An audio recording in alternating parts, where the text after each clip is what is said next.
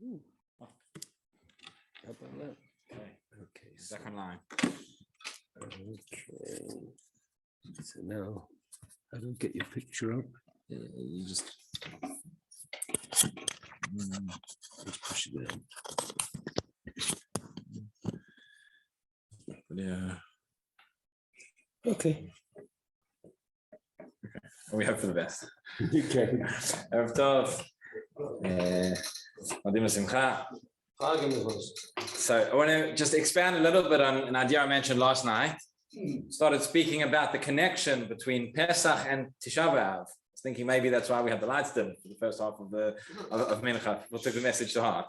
But again, just for the benefit of those who weren't here, maybe those who are watching online, just to repeat briefly the idea.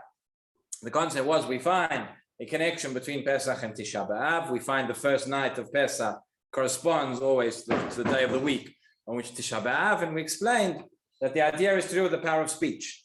The idea that Tisha B'Av and the Churban and the destruction, the mourning, ultimately, that arose from that day came from Sinat Chinam, from an improper use of speech, from Lashon Hara, causing machloket. And Pesach is the time when we begin to use the power of speech. Again, we begin to use it in the proper way. I was thinking as well, this might be the reason why, halach ma'anya, which we have at the beginning of Magid. And it's a very strange part of the Haggadah, this invitation, so to speak. We're inviting people to our Seder at the beginning, and we spoke about this. It's already too late. We've already made Kiddush. It's already, no one's going to hear us. But beyond that, why does this passage appear as part of Magid? Right? It could have been anywhere, and it could have been earlier. It could have been a different. It's specifically, we begin the Magid, part of telling the story of Yetziat Mitzrayim, and then we extend this invitation, this idea of halach ma'anya. And maybe the idea is, yes, this needs to be the beginning of Magid, because when we begin Magid, when we begin to speak, we have to remember, what are we using our speech for? We're using speech in order to bring people together, not chas v'chalila to drive people apart. So we extend an invitation, even though, yes, it's not actually an invitation. No one is going to, should be extending the invitation beforehand. But nobody is going to now come and join our Seder as a result of these words. But we're showing ourselves, we're showing those that are already around our table, and more importantly, showing ourselves who are saying these words, what can words do? What is the power? We can invite other people. We can bring people together, those who are lonely, those who are needy. We can use it to bring them in, not to drive them further away. So maybe there's another level to this, again, to this connection, to this idea.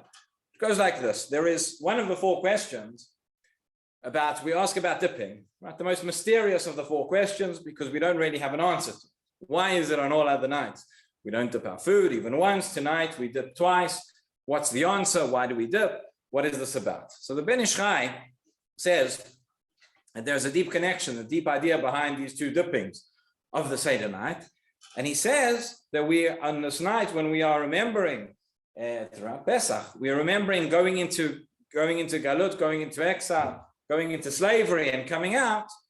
It began with the dipping and it ended with the dipping, right? Going in, the whole story of, before we can come out of Mitzrayim, we have to go into Mitzrayim. The whole story of going down to Egypt, of going down into slavery, going down into Avdut, began, obviously, before Paro, before anything else. We know Yosef was sold as a slave. He was in the pit, and then he was taken out of the pit. Who sold him? Did the brother sell him? Did somebody else sell him? That we won't go into now. But before that whole story began with the jealousy, with the hatred that was between the brothers and Yosef. And after Yosef disappears, the brothers come back. What do? They take the coat, they dip it into blood. The Galut Mitzrayim, all of it begins with that dipping. Says the Ben Ish Chai, that is where we begin, and that is what we have to commemorate. That is the reason we dip once, the beginning of the Seder night. Actually, this idea of Nementzal has the Rav of the Old City. He has a sikha relating to Yamim Noraim, relating to Yom Kippur. He says that on Yom Kippur there are two additional korbanot that we don't find anywhere else. There is a par and a seir. There is a bull and a goat. Right? Those two extra korbanot, and then the blood of those is taken and sprinkled inside on the parochet and the kodesh kodoshim. He says, why specifically those two animals? He says those two come along to atone, to bring kapara for really the main the example of the two types of sins that we have. There are sins ben adam lemakom and ben adam lachavero. And really the root of all those sins. There are two sins we find in the Torah, which are the root of everything. The root of everything, Ben Adam Lemakom, is represented by the par, is represented by Chet HaEgel. Chet HaEgel, that is, we find that is the breakdown, so to speak, the disconnect in the relationship between Am Yisrael and HaKadosh Baruch Hu. And then you have the Seir, which represents Ben Adam Lemakom, Ben Adam Lechavero, between man and man. The roots, the breakdown of relationship between people is between Yosef and his brothers. It's when they take the blood of that animal and they dip the coat inside. So we were alluding to that on Yom Kippur as well. We're alluding to that on Pesach. That is the first dipping. And that is the first. As we mentioned yesterday as well, the whole thing begins with speech, right? They starts off, they hate each other. Yosef comes, tells them his dreams. The brothers say, Lo yachlu ledabro shalom. They couldn't even speak to it. Right? When you can't speak to each other, we know that what comes next is not going to be very good. So that is the first, that is the dipping number one.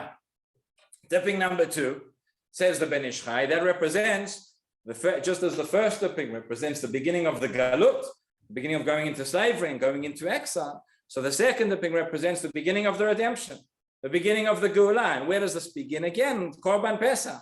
Korban Pesach begins with a dipping. They were told to take Agudat Ezov, take the branches and dip it into the blood of the Korban. The blood is then smeared on the doorpost, so we know how the whole story ends.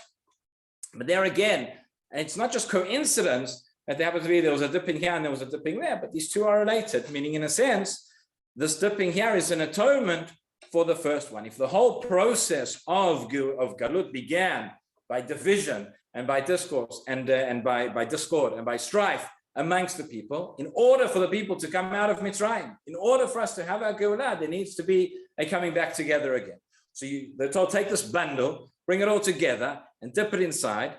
And the Maharal explains the whole Korban Pesach represents many of the halachot, many of the characteristics represent this idea of coming together. This idea of unity. The whole thing is eaten whole, right? It's not broken up. It's roasted whole. It's not broken up into different pieces. It has to be eaten together in a chabura, right? You have to find the whole household has to come together, has to eat the Korban Pesach. Tisha B'Av and Eicha, which we mentioned yesterday, of course, is characterized by loneliness, when being by oneself. Eicha Yashva Badad, and this is the counter to that. This is the tikkun, the correction of that, so to speak. And based on this idea as well, maybe we can suggest the following. We can suggest the whole story, the way that we tell the narrative of the Haggadah of Yetziat Mitzrayim is Matchil B'Gnut u'Mesayem B'Shvach. We start off with the Gnut, with the disgrace. And we end off with praise. We start with the bad and we end off with the good. We all know that there's a machloket in the Gemara, Rav and Shmuel, two different explanations as to what it means, Matchil B'Gnut u'Mesayem B'Shvach. One opinion is that it's on a physical level, right? Avadim hayinu leParo b'Mitzrayim v'yotzenu Hashem Elokeinu misham. The Gnut is that we went down and we were slaves to Paro in Egypt. We were enslaved, our bodies were enslaved, and Hashem took us out. Answer number two is that no, not on a physical level, but on a spiritual level. Of course, we say both of these in the Haggadah, right? We go from Aramiyah Vedaviv, Mitchila of the Avodah Zarah, right? That initially, going back, our ancestors were the disgrace, they were idolaters, they were idol worshippers. And then, Kirvano Amakom, right? Hashem brought us close to Himself. Maybe, so those are the two ideas of Matchil B'Gnut, Masayim B'Shvach that we all know. Maybe based on what we've said, we can suggest that there is a third. That there is a third idea of Matchil B'Gnut and Masayim B'Shvach. The Gnut, how does everything, and of course it all ties into what we said, but how does everything begin? Everything begins when we hate each other. Everything begins, the Gnut is when we are divided. Even brothers are jealous or hate each other, can't speak to each other. There is division amongst the Jewish people. And ultimately, the only way, Masayim B'Shvach, we end off with the praise, where we come together through the Korban Pesach, through coming out, through being one people, being one united entity. Again, that could be perhaps the praise, and that's of course related. Avadim Hayinu is all a different expression of that, but maybe that's an idea there. There is a midrash, and this is brought in the writings of the Arizal. I don't know where the midrash is first found, but it's along this theme, which is very, very frightening. And the midrash says the following idea: we have a pasuk in Parashat Shoftim. Parashat Shoftim tells us, Ki palem imcha davar lemishpat, ben dam ledam, ben din ledin, ben nega lenega, v'kam tavalita lamakom asher yivchar Hashem. If it will be, this is in the section dealing with laws, dealing with judges. What will happen if you have a certain case, ben dam ledam, ben din ledin, like different questions, difficult questions of judgment, difficult questions of halacha, which nobody can solve. So you go up to the Sanhedrin, you go up to the great Beit Din HaGadol in Yerushalayim, and they will come and they will adjudicate the case when it's passed through the other channels and nobody has the answer. So the Midrash says the following. It says the pasuk gives us three cases, three examples. It's ben dam ledam, ben din ledin, ben nega lenega. It says the Malachai Hasharet ask HaKadosh Baruch Hu, they say, Hashem, you are meant to keep your Torah. You have a principle that Hashem keeps the rules of his Torah, so to speak. And they say that with these three things, we have three questions, ben dam ledam, ben din ledin, ben nega lenega, where you did not keep the rules, so to speak. They say ben dam ledam, right? It says between blood and blood. It says in the Torah there is a mitzvah. When you slaughter an animal, you have to cover up the blood. It says, look at what happened in the times of the Churban. The streets were rivers of blood flowing through the streets of Yerushalayim. It says ben din ledin, between one judgment and another, there is a din. There's a mitzvah in the Torah that when you slaughter an animal and its offspring are not killed together on the same day. Different versions of the Midrash talks about the Jewish people and the kings and the children who were all killed, put through the times of the destruction of the Churban. It's terrible things which happened, and plan to speak about this, but thinking about that, we cannot help but have associations with the terrible tragedy that Am Yisrael is experiencing right now. And benega lenega, it says that there's a case of nega tzarat, when the Torah says that when a house has got tzarat, first you empty out the house if the house needs to be destroyed. Right? The house is emptied first so that the kelim and the vessels inside will be saved. It says, but the Beit HaMikdash was destroyed with all its kelim and all the vessels inside as well. So say the Malachim to HaKadosh Baruch Hu kivyachol, right? Why is it? You have these three halachot, these three dinim, mitzvot, all which represent midat harachamim, all represent the mercy of the Torah, and yet we find at the time of the Churban, the time of the terrible destruction, none of this was kept. Why? What happens? What is the reason? What is the cause for all of it? The continuation of the pasuk is divrei rivot b'sharecha. So again, the pshat is when you have a machloket and you have an argument in halacha, divrei rivot, go and take it out. But according to Midrash, it says divrei rivot b'sharecha. When you have divrei rivot, when you have machloket, when you have strife, and when you have disharmony, and when you have machloket of kotra, which is not l'shem shamayim, so then we lose, as it were, the power of midat harachamim.